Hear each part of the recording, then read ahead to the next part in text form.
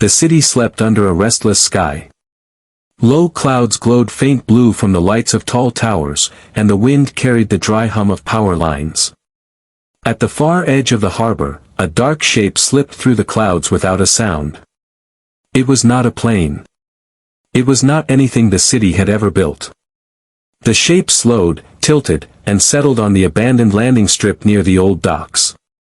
For a moment everything stayed perfectly still. Then the belly of the craft opened like a quiet breath, and a silver ramp slid down to the cracked concrete. A faint violet light spilled across broken crates and rusted metal beams. A lone figure stepped out. She was tall and graceful, wrapped in a long black coat that rippled in the night air. Her hair, deep as twilight, framed a face that seemed to shine with its own soft glow. This was Princess Lyra of the Orion Star Realms, and she had come to Earth without an escort, without a royal banner, and without any announcement. Only the distant sea and the silent stars knew of her arrival. Lyra paused at the edge of the ramp and looked across the sleeping city. Countless small lights twinkled like scattered constellations on the ground.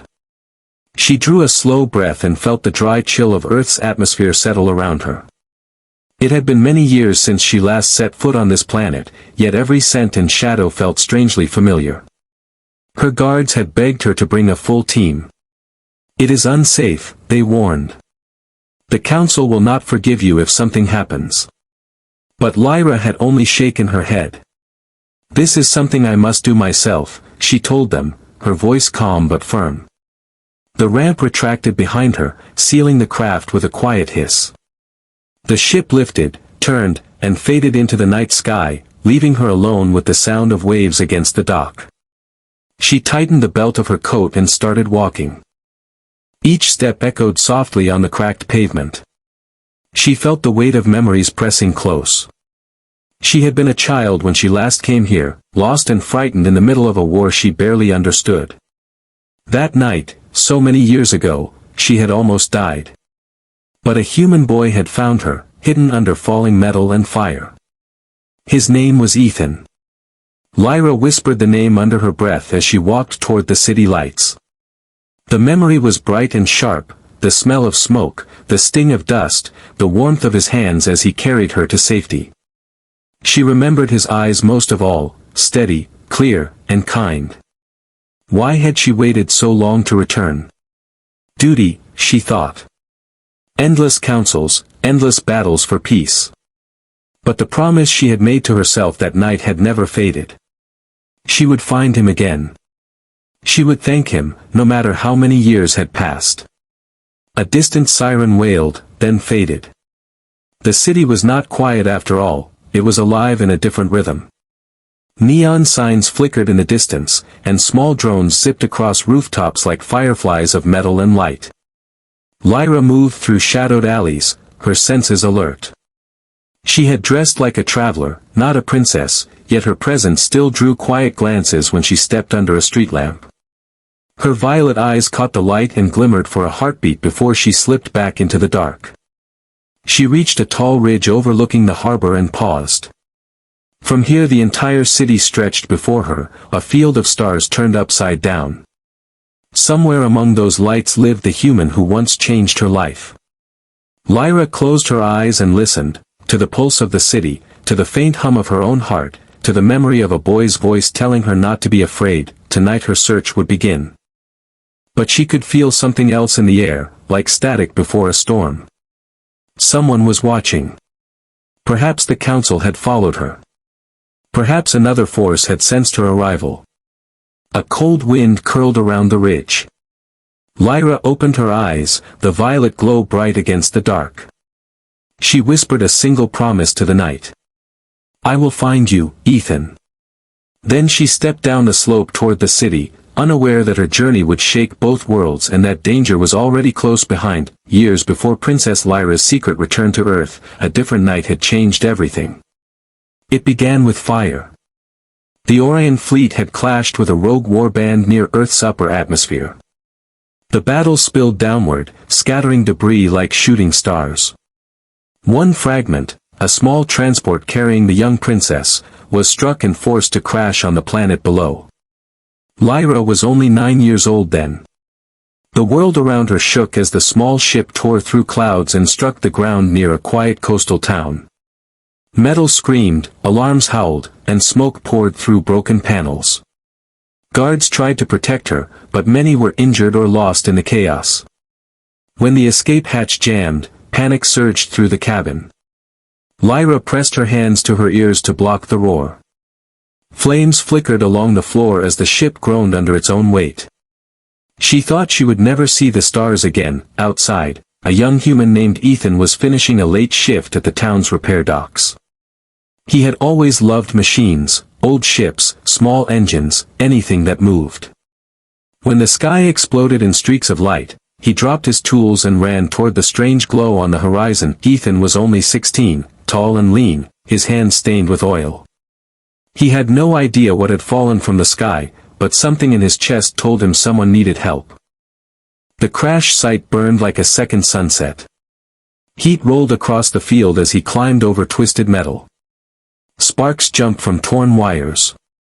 He heard a faint cry through the smoke, soft but desperate. "Hello?" he shouted, coughing as he pushed aside a scorched panel. "Is anyone there?" A weak voice answered. He followed the sound and found a small figure trapped beneath a beam of jagged steel. For a moment he froze. The child's skin shone faint violet, her hair glittered like midnight dust, and her eyes glowed softly even through the smoke.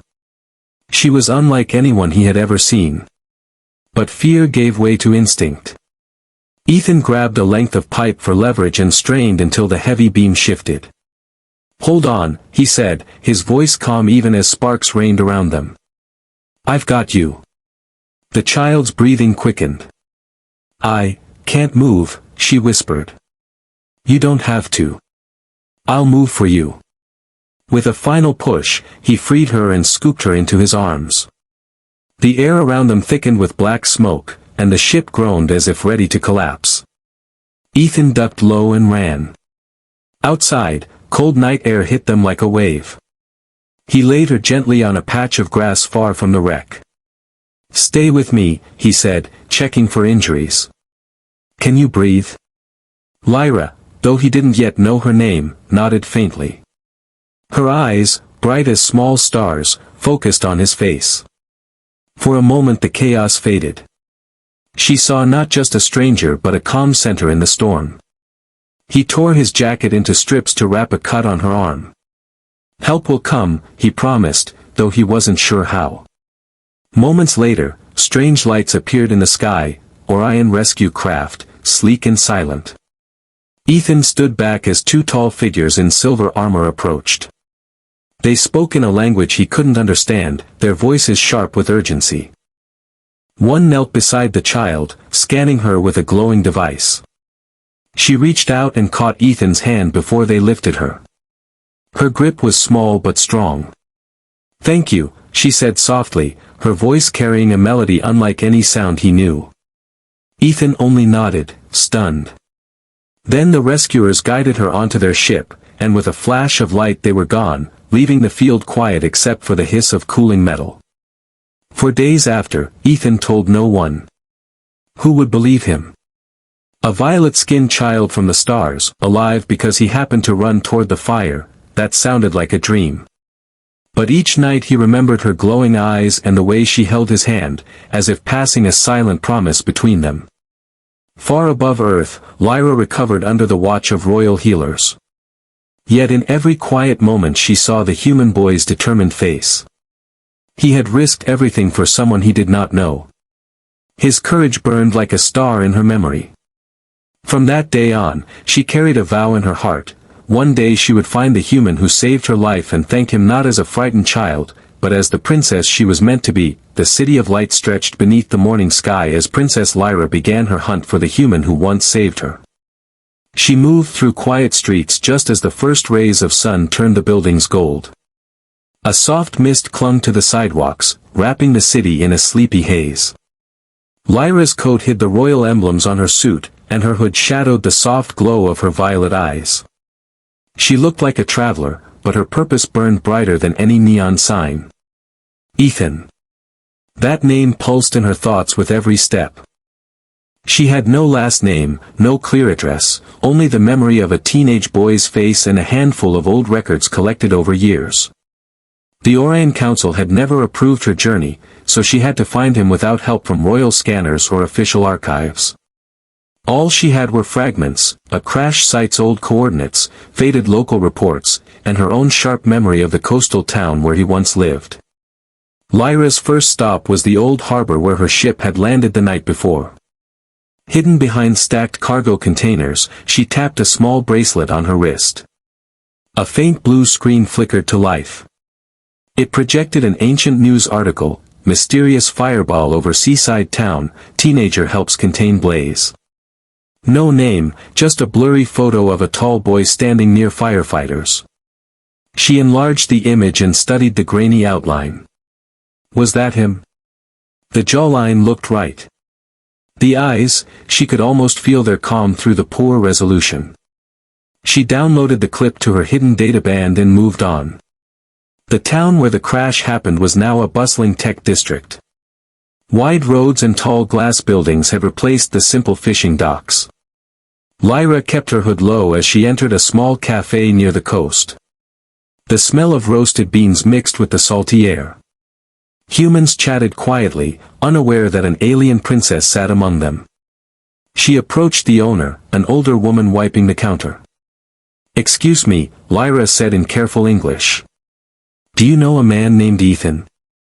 He might have worked with ship repairs, many years ago." The woman frowned, thinking. Ethan, there were a few. Tall. Dark hair. Yes, Lyra replied quickly, heart lifting. The woman nodded slowly. There was a boy like that. Good with machines. Kind. But it's been, maybe 10 years since I saw him. Last I heard he left for the inner city, maybe working on advanced tech. Sorry, that's all I know. It is enough, Lyra said softly. Outside, she paused to watch the sea. The waves struck the rocks with steady rhythm, a sound that carried her back to that night of fire and smoke. She imagined Ethan older now, perhaps stronger, perhaps changed. Did he even remember her? Did he believe she had been real? Lyra hired a small hover cab to the inner city. Skyscrapers rose like blades of silver as the cab slid through morning traffic. She studied more local databases on her bracelet, tracing names and addresses, searching for anyone who matched the old photo. Each lead seemed to crumble. One Ethan was a chef. Another worked in a distant colony. None fit. Hours passed. The city buzzed with life, vendors shouting, drones flashing overhead, music spilling from market squares. Yet Lyra felt a quiet tension. Someone, or something, was watching her. A prickle crawled along her neck. Twice she spotted dark figures reflected in shop windows, a pair of people in plain jackets who seemed to walk when she walked, stop when she stopped. She ducked into a narrow alley filled with pipes and steam. Her heart beat faster, but her movement stayed calm. From a shadowed doorway she watched as the two figures passed, their eyes scanning the crowd. Not random strangers. Agents, perhaps Orion loyalists sent to drag her home, or maybe mercenaries who had learned a royal was loose on Earth. Lyra clenched her hands. She would not turn back. By late afternoon, she reached a quiet district of old factories converted into workshops. Metal parts littered the sidewalks. Sparks flashed inside open doors where humans built or fixed machines. Something about the smell of oil and steel stirred her memory, Ethan's jacket that night, the scent of engine grease on his skin. She stopped at a corner shop where an elderly mechanic worked on a floating bike. "I'm looking for someone," she said. "His name is Ethan. Good with machines. Maybe works with advanced tech." The man lifted his goggles and gave a small smile. "Sounds like the kid who fixes the city's broken drones. Tall fellow, dark hair, quiet. He rents a unit 2 streets over. Room 5B. Hope sparked like a flame. Lyra thanked him and hurried down the narrow street. The sky dimmed to deep orange as evening fell. Lights flickered on in rows of apartments. She climbed the stairs of an old metal building and stopped before a door marked 5B. Her hand hovered over the buzzer. Her heart raced faster than it had during her journey through space. Would he remember the night of fire? Would he recognize the child he once carried from a burning ship? She took a slow breath and reached for the buzzer, unaware that hidden eyes across the street were already watching, ready to report that the princess had finally found her human. Evening shadows stretched across the narrow street as Princess Lyra stood at the door marked 5B. Her finger hovered over the buzzer. The city around her hummed with low neon light, but the hallway was strangely silent. She pressed the button. A soft chime rang inside. No answer. She waited, heart pounding. Pressed again. Still nothing. A distant metallic clang echoed from the alley below. Lyra turned, senses sharp. She stepped back from the door, scanning the stairwell. The hairs on her neck lifted. Someone was near. Without warning, a loud crash burst from the street outside, then the hiss of energy weapons. Blue sparks lit the dusk. Lyra ran to the window. 3 dark-clad figures advanced along the alley, faces hidden by black masks and glowing visors. They moved with military precision, their boots silent against the wet pavement. Mercenaries. Her breath tightened. Someone had tracked her. Maybe the Orion Council, angry at her secret trip. Maybe enemies of her royal house. Whoever they were armed. The first shot burned a streak of blue across the wall near the stairwell. Concrete sizzled. Lyra ducked and pulled a slim rod from her coat. With a flick, it unfolded into a glowing staff. She tapped a panel on her wrist, activating a thin energy shield that shimmered around her like faint moonlight. The attackers burst through the entrance. One swung a plasma blade. Lyra blocked with the staff, sparks flew. She spun and struck low, knocking the weapon from his hand. Another fired a stun charge that flashed off her shield. She darted sideways, the movement a graceful blur. But there were too many. 2 more figures closed in from behind, cutting off the stairs. Lyra's staff whirled in tight arcs of light, but a blast grazed her shoulder. Pain burned down her arm. "Get down," a sharp voice shouted from above. Lyra twisted toward the sound. At the top of the stairwell stood a man with a worn jacket and a steady stance. A compact plasma rifle rested against his shoulder. He fired. A bright beam crackled through the hall, striking the nearest mercenary's weapon and sending it skidding across the floor. Another shot followed, forcing the attackers to dive for cover. "Move," the man called. Lyra didn't hesitate. She leapt up the stairs as he covered her with precise bursts of blue light. The mercenaries regrouped, but his shots were quick and controlled, pushing them back. When she reached the landing, he grabbed her hand and pulled her through an open door. They slammed it shut as 2 blasts struck the metal, leaving smoking dents. The man slid a heavy lock into place. The sudden quiet rang louder than the gunfire. Lyra turned to face him. He was taller than she remembered, his dark hair slightly longer, his face lean but familiar. Those steady eyes, calm even in chaos, had not changed. "You've grown," he said softly, lowering the rifle. "And you still save me," she replied, breathless. For a long heartbeat neither spoke. Outside, footsteps echoed down the stairwell, then faded as the mercenaries retreated into the night. Ethan lowered the rifle and leaned it against the wall. "You shouldn't be here," he said, voice low but firm.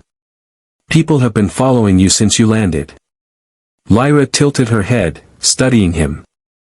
"You knew I arrived?" "I knew someone unusual was looking for me," he admitted. "Your trail wasn't exactly hidden." Despite the danger, a small smile touched her lips.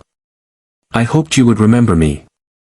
Ethan's eyes softened, a flicker of recognition breaking through his guarded expression. I remember a little girl in a burning ship, he said quietly. I remember her eyes. Silence settled between them, thick with the years they had lost. Finally Ethan gestured toward a worn couch. We can talk, he said. But we can't stay long. Whoever those people were, they won't give up. Lyra sat, her injured shoulder throbbing. Then we move soon, she agreed. But first, I need you to know why I'm here. The hum of city lights seeped through the cracked window as they faced each other, two lives joined once by chance, now pulled together again by something larger than either of them could yet name. The small apartment smelled of machine oil and faint ozone. Dim light from the street painted the walls in shifting blue and gold. Ethan placed his plasma rifle against the door and checked the lock once more before turning back to his unexpected guest. Lyra sat upright on the worn couch, her long coat folded neatly beside her. A thin cut ran across her arm, glowing faintly where alien blood met human air. She touched it without a wince, her violet eyes steady on him. You really remember me, she said softly. It was not a question but a quiet truth. Ethan leaned against the counter, arms crossed. Hard to forget someone who drops from the sky, he said. Especially when she has eyes like yours. A flicker of warmth passed between them, but tension hung heavier than the city's night air. The walls hummed with the low buzz of distant traffic. Outside, sirens wailed and faded. I thought you might believe it was all a dream, Lyra said. I tried, he admitted. But every time I saw a meteor, I thought of that night. I wondered if you survived. Then people started following me, quiet types, not local. I figured someone was coming sooner or later. Lyra lowered her gaze. I did not mean to bring danger. I traveled alone to avoid this. Yet they found us both. Who are they? He asked. I don't know.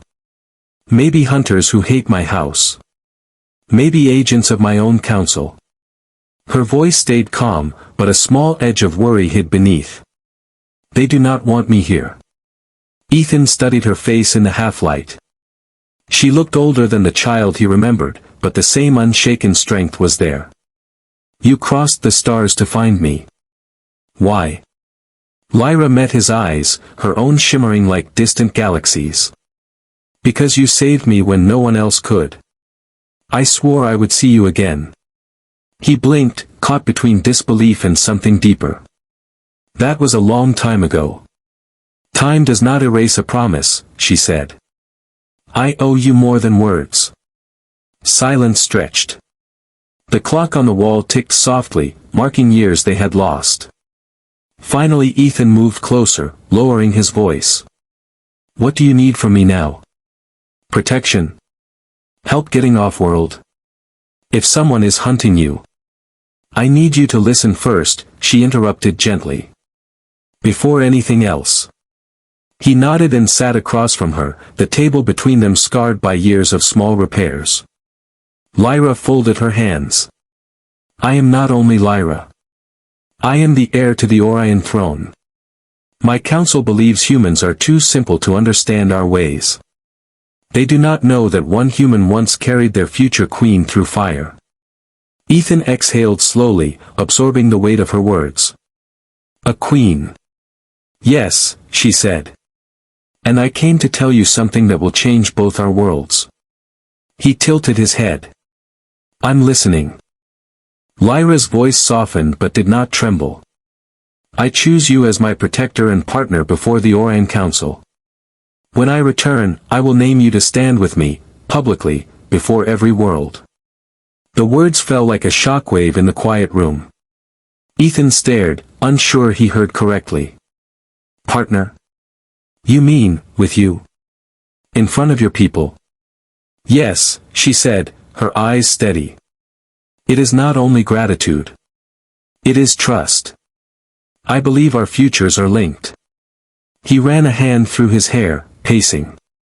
Lyra, I'm just a mechanic. I fix drones and patch old engines. I don't know politics, and I sure don't know how to be part of a royal court on another planet. You know courage, she said. You know how to act when fear would stop others. That is what a protector needs. Ethan paused, caught between disbelief and the memory of her small hand in his years ago. Your council won't like this, he said finally. They will not, Lyra admitted. But the choice is mine. Outside, a sudden thud echoed in the hallway. Both turned their heads sharply. Footsteps creaked on the stairs, slow, deliberate. Ethan grabbed the rifle and checked the charge. Looks like someone else wants to join the conversation, he said. Lyra rose, her violet eyes glowing brighter in the dim room. Then we faced them together. The tension swelled, but neither looked away. The night around them held its breath, waiting for what came next. The hallway outside Ethan's apartment fell silent after the echo of footsteps. Ethan kept the plasma rifle aimed at the door, listening. Lyra stood beside him, her violet eyes glowing softly in the dim light. Minutes stretched. No knock came.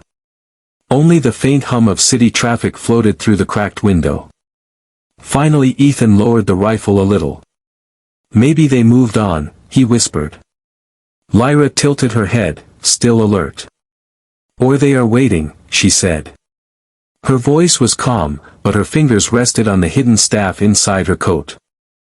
Ethan locked the door again and stepped back. His heart slowed, but the tension in the room stayed sharp. The narrow apartment seemed smaller now, packed with secrets. He turned toward her. You said there was more you needed to tell me. If we might have company, better speak fast. Lyra nodded. A faint silver light shimmered across her skin, as if the truth she carried wanted to shine through. I have kept this inside for many years, she began. I told you I am heir to the Orion Throne. That is true. But there is more. She moved to the small table and placed both hands on its scarred surface. Her voice lowered, steady and clear. Before I left my world, I defied the council. I told them I would choose my protector, my life partner, with my own will. And I have chosen. Ethan blinked, unsure he heard correctly. Chosen, me? Yes. Lyra met his eyes. I came across the stars to find you, Ethan. You saved me once when I was a child. That courage lives in you still. I trust it more than the armies of my people. Ethan set the rifle aside slowly. The words hung between them like a charge in the air. You barely know me, he said at last. I know enough, Lyra replied. I know the look in your eyes when danger comes. I know you acted without reward. In my world, that is rare and precious. He let out a breath, rubbing the back of his neck. Lyra, I fix drones for a living. I'm not a hero. I'm not royalty. I wouldn't even know how to stand in a royal hall. You know how to stand when it matters, she said. That is all the throne requires. Ethan paced the small room. What exactly does life partner mean in your culture? Marriage? Alliance? Some political title? All of it, Lyra answered simply. You would stand beside me as protector and equal before the council and the stars. The weight of her declaration pressed like a storm. Ethan stopped pacing, staring at her. Your people will fight this, he said. They won't accept a human. They will learn, she replied. If they cannot, I will teach them. Silence settled again. Outside, the city's neon glow flickered across the window like distant lightning. Ethan moved closer, his voice low. You're asking me to leave Earth. To leave everything I know. I am asking you to stand where you already belong, Lyra said softly. The night you carried me from the flames, our paths joined. I feel it every moment. He searched her face for doubt and found none. Only calm certainty and a hint of warmth. Before he could answer, a sharp crack split the night, a loud pop like a breaking wire. Both turned toward the window. A small drone hovered outside, a red lens blinking. Then it darted away. They have found us, Lyra said. Ethan grabbed the rifle. Who? Perhaps the mercenaries. Perhaps the council's agents. Either way, we must move. He slung a bag over his shoulder, still processing her words. Where would we even go? My ship waits beyond the harbor, she said. It is hidden, but not for long. Ethan glanced around his small apartment, tools, old photos, the life he knew. He felt the pull of the familiar and the spark of something vast and unknown. Lyra stepped closer, her presence calm yet electric. Ethan, she said, voice almost a whisper, I will not force you. But the stars are calling, and I want you there. The room seemed to hold its breath. Outside, distant sirens rose again. Ethan met her glowing eyes. I don't know what tomorrow is, he said quietly. But I'm not letting you face it alone. A faint smile touched her lips. Then we go together. Hand in hand, they turned toward the door, ready to face the dangers, and the destiny, that waited beyond the city night. Night clung to the city like a heavy cloak as Ethan and Lyra slipped down the stairwell. The hallway smelled of rain-soaked concrete and old metal. Behind them the small apartment stood quiet, a memory already fading. Outside, the streets shimmered with puddles from an earlier shower. Neon signs flickered pink and blue across wet pavement. Ethan held the plasma rifle low but ready. Lyra kept her hood raised, her violet eyes glowing faintly beneath the fabric. They moved quickly through narrow alleys, avoiding main roads. Every distant siren sounded like a warning. Somewhere above, small drones hummed in slow, searching patterns. Your ship is close. Ethan asked in a low voice. Beyond the harbor, Lyra replied. Hidden inside a freight tunnel. But we must cross the market district first. The market was still alive even at this hour. Vendors shouted from under bright canopies, selling food that steamed in the cool night air. Hollow screens blinked with ads, casting shifting colors across the crowd. Ethan and Lyra blended with late shoppers, moving as if they belonged. Yet Lyra's senses stayed sharp. She felt the prickle of eyes watching. Her hand brushed the staff hidden beneath her coat. A sudden buzz cut through the market noise. A black surveillance drone dipped low, its red lens flashing as it scanned the crowd. Lyra tugged Ethan toward a side street. They slipped into the shadow of a tall building just as the drone swept past. Ethan exhaled slowly. They're not giving up. They cannot, Lyra said. The council fears what I choose. The hunters fear what I am. But we will not stop. They hurried on until the market sounds faded behind them. Ahead, the harbor stretched wide and dark, waves rolling under a cold moon. Old freight containers stood stacked like silent towers. The smell of salt and oil filled the air. Lyra led Ethan to a heavy metal door hidden behind rusted crates. She tapped a code on her bracelet.